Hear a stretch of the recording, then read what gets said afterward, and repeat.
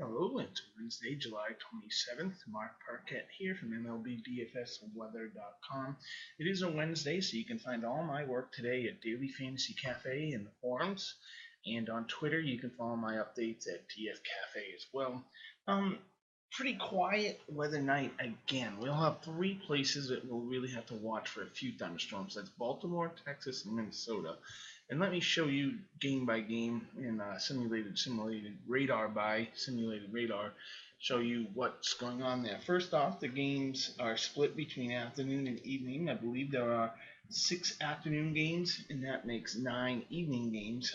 The 6 afternoon games, I do not see any issues. They are going to be in Cleveland, Miami, Toronto, Boston, LA, and San Francisco. Well, kind of a lie. The Toronto game, there'll be a few thunderstorms around, but since it's a retractable roof, that roof will likely be closed and won't cause any impact. So, first game with any issues tonight is in Baltimore. And when I first started looking at this, it's like, well, that's pretty wimpy. I was expecting more activity, but we still have a stalled front well to the south of Baltimore, so most of the activity should be the south. Not a big deal here. Go ahead and play, everyone.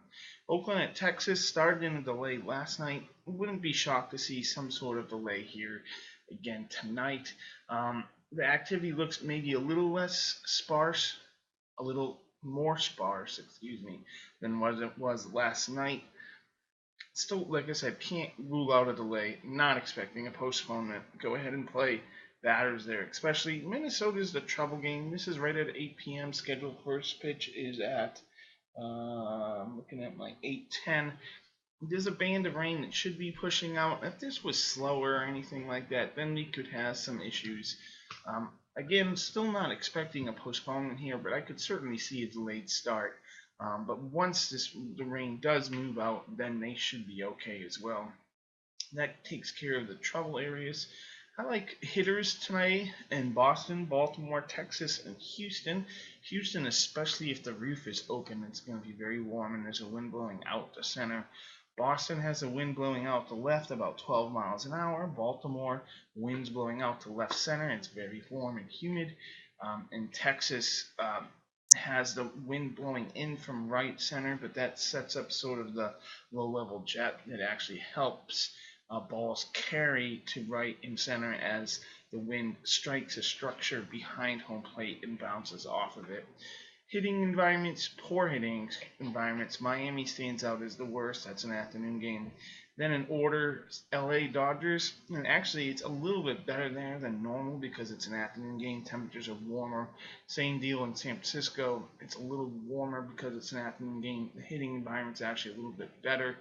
Pittsburgh, Minnesota, and KC. Let me mention, I remember when I first said poor hitting environments way back in the beginning of the season, and then suddenly a lot of runs scored, or vice versa. It said good hitting environments and not a lot of runs scored.